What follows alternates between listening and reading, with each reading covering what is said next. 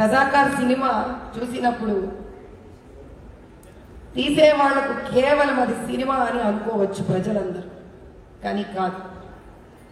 కడుపులో ఆవేశం, గుండెలో మంట, ఒంట్లో రక్తం ఉడికితేనే డబ్బు కోసం కాదు, చరిత్రను చెప్పే దమ్మున్న వాళ్ళమని తెలుసుకున్నవాడే ఇలాంటి సినిమాలు తీస్తారు. ఈరోజు ఎవరు పడితే వాళ్ళు పుస్తకాలలో చరిత్రలను గత 70 ఏళ్ల స్వాతంత్రంలో కూడా మార్చేశారు. కర్మ, దురదృష్టం. 10th క్లాస్ పుస్తకాలు, 9వ క్లాసు, 8వ క్లాసు ఎవరైతే మన జీవితాలను నాశనం చేశారో వాళ్ళని మహానుభావుల కింద చదువుకోవాల్సి పెట్టిన అగత్యం ఉన్న రోజులలో రజాకార్ లాంటి సినిమా తీసి ఆ రజాకార్ల వల్ల మనమందరము ఎంత బాధపడ్డామో, ఎంత కష్టపడ్డామో, ఆడకూతుళ్ళ బాధలు చూడడానికి కష్టమైన, కడుపులో మళ్ళీ బాధలు పెగులుస్తున్నా చూడవలసినదే. ఈ సినిమా చూడవలసినదే. ఖచ్చితంగా చరిత్రను నిర్భయంగా తెలుసుకోవలసినది. ఒక చిన్న ఉదాహరణ చెప్తా మీ అందరికీ. ఖాజిం రజ్వీ గుండెలు కొట్టుకొని నేను రజాకార్ అనుకున్నాడు. 2 లక్షల రజాకార్లను భూమి మీదకి ఇక్కడ తెలంగాణ గడ్డ మీదకి దింపాడు. అటువంటి 2 లక్షల రజాకార్లు కన్ను మిన్ను గానక మొత్తం నిజాం ప్రభుత్వంలో ఉన్న ప్రతి పేదవాడిని, భారతదేశంలో విలీనం అవ్వాలనుకున్న ప్రతి ఒక్కడిని హింసించాడు. ఎందుకంటే భారతదేశంలో అప్పుడు స్వాతంత్రం వచ్చిన తర్వాత ఒక చిన్న సంతకంతో చేరింది మైసూర్ ప్రెసిడెన్సీ. కానీ 13 నెలల వరకు వీళ్ళు భారతదేశంలో కలవలేదు. అందుకే it is a liberation day, not an integration day. Liberation దేన్నంటారు తెలుసా? మనిషి సంకెళ్ళు వేసుకొని ప్రతిరోజు ఉచ్ఛ్వాస నిశ్వాస స్వాతంత్రం కావాలని పోరాడినప్పుడు ఆ సంకెళ్లను తెంపేది లిబరేషన్. అటువంటి లిబరేషన్ ని ఈరోజు సెప్టెంబర్ 17న మోదీ గారు, అమిత్ గారు మనకి ఇవ్వడము మన అదృష్టం. ఇది రాజకీయం కాదు.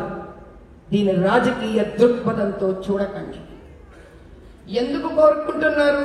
ఈ రోజుకి తమని తాము రజాకారులని చెప్పకుండా కూడా చెప్పాల్సి వస్తున్న పేర్లు. ఇప్పటికీ పాత బస్తీని, హైదరాబాద్ని ఏలుతున్న ఎంపీలు, వాళ్ళ తమ్ముళ్ళు 2011లో మీరందరూ యూట్యూబ్ ఛానల్ చూడండి. హమ్ రజాకార్ హై, హమ్ MIM पार्टी के हैं, हमने तो सिर्फ 2 या 3 गोलियों का सामना किया है, लेकिन हमारे दादा परदादा तो फिरंगियों का सामना करके हिंदुस्तान से लड़े हैं అని అన్నారు. అటువంటి రజాకార్లను ఇంకా పోషిస్తున్నాం మనం. అటువంటి రజాకార్లు వ్యత్యాసం లేకుండా ముస్లిం ఆడబిడ్డలను, హిందూ ఆడబిడ్డలను ఇద్దరితో ఆడుకుంటున్నారు. మన ఆడబిడ్డలను అమ్ముతున్నారు, వాళ్ళ ఆడబిడ్డలను తొక్కేసి అమ్ముతున్నారు. ఎక్కడున్నాం మనం ఇంకా? ఏ ప్రపంచంలో ఉన్నాం మనం ఇంకా? రాజకీయం అంటే స్వార్థమైపోయింది. అటువంటి రజాకార్లను పోషించేవాడు ఎవడైనా రజాకార్. ఈ రోజుకి కూడా సందులలో, గొంతులలో ఆడపిల్లలు పాత బస్తీలలో నడవలేరు. ఈ రోజుకి కూడా ధైర్యంగా ఒకడు తన పూజ చేసుకొని గుడి నుంచి బయటికి రాలేడు. ఇప్పటికీ ఎన్నో దేవాలయాలలో మూత్రం పోస్తారు. వాడు ముస్లిం కాదు, అది చేయిస్తున్నది రజాకార్. హైందవులకు ముస్లింల మధ్యలో గొడవలు తీసుకురావడమే వాళ్ళ పని.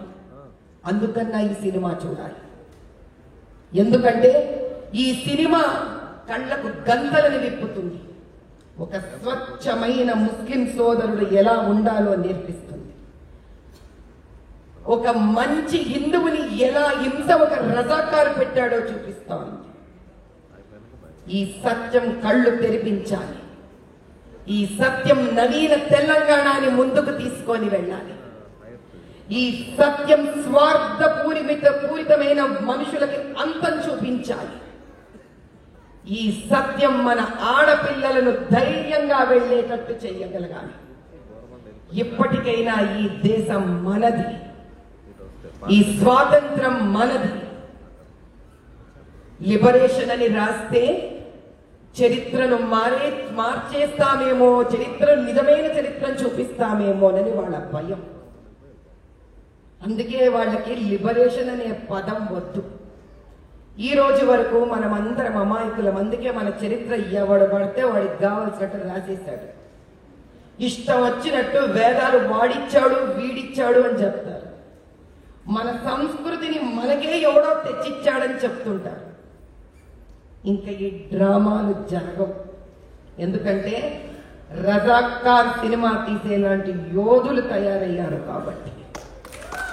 చరిత్రను నిర్భయంగా పుస్తకాలలో రాయలేకపోయినా పిల్లల కోసం సినిమా ద్వారా ఒక నవీన చరిత్రను సృష్టించగలరు కాబట్టి దానికి కలేజా కావాలి. పెద్దలు ఇప్పుడే మాట్లాడినట్లాంటి కలేజా తెలంగాణ గడ్డ మీదనే దొరుకుతుంది మనకి.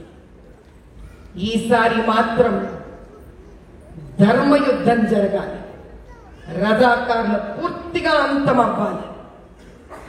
యువతులు దేదీప్యమానంగా ధైర్యంగా నిలబడాలి. వాళ్ళు తలుచుకుంటే చదువులు రావట్లేదు. రజాకారులు తలుచుకుంటే అభ్యుదయం ఉండట్లేదు. ఎంత విచిత్రం చూశారు. తెలంగాణ రాష్ట్రం అంతా ఒక ఎత్తు, కేవలం మా పాత బస్తీ మాత్రమే ఒక ఎత్తు. ఈ రోజుకి చరిత్ర చెప్పకనే చెప్తుంది ఒక రజాకారు ఉంటే అక్కడ ఎలా ఉంటుందో. అటువంటిది అన్ని ఏండ్ల క్రితం 2000 రజాకార్లు వస్తే ఈ భూమి ఎంత రక్తం చిమ్మింటుందయ్యా. ఇక్కడ తల్లులు ఎన్ని మనభంగాలకు లోనయ్యారయ్యా. ఆ తల్లులను తిరిగి తెచ్చుకోలేము, ఆ యోధులను తిరిగి తెచ్చుకోలేము. కానీ వాళ్ళు పడ్డ బాధలు, వాళ్ళ కంటి నీరు గౌరవించడానికి ఒక్కసారి ఆ 2.5-3 గంటలు ఆ బాధ మనము అనుభవిద్దాం. ఆ బాధ ఏంటో చూసి తెలుసుకుందాం. ఒక్క చుక్క కంటి నీరు వాళ్ళ కోసం ఈ సినిమా ద్వారా రాలుస్తాం. అంతకన్నా వాళ్ళకి ఇవ్వవలసిన అంజలి వేరొకటి లేదు.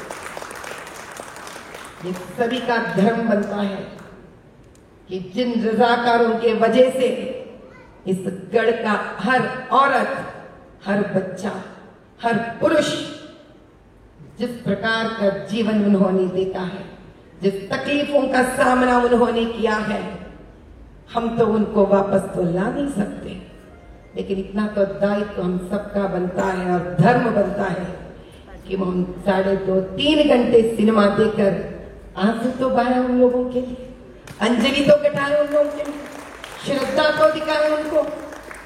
मैं तो कृपया करके मैं सभी से विनती करती हूँ, नमन करती हूँ सबसे कि इसको कोई कमर्शियल के रूप में मत देखिएगा।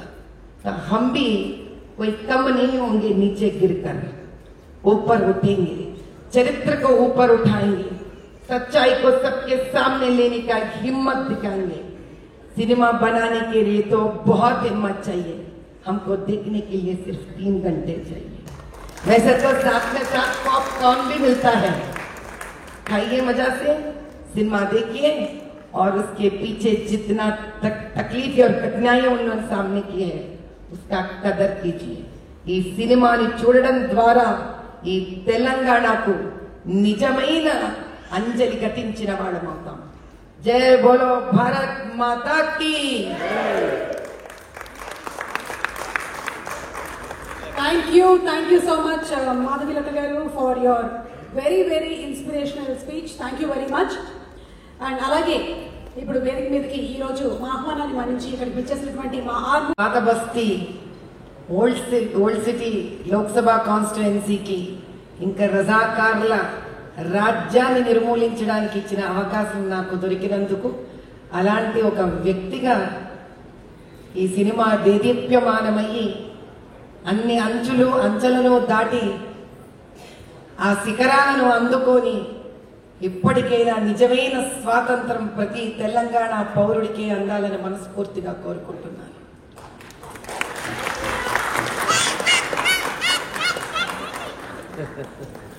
ఈరోజు ట్రిబ్యూట్ సాంగ్ లాంచ్ జరుగుతోంది. ఈ సందర్భంగా ఈ లాంచ్ ఒక చిన్న దీపమై అఖండమే వెలగాలని కోరుకుంటున్నాను. కంగ్రాచులేషన్స్.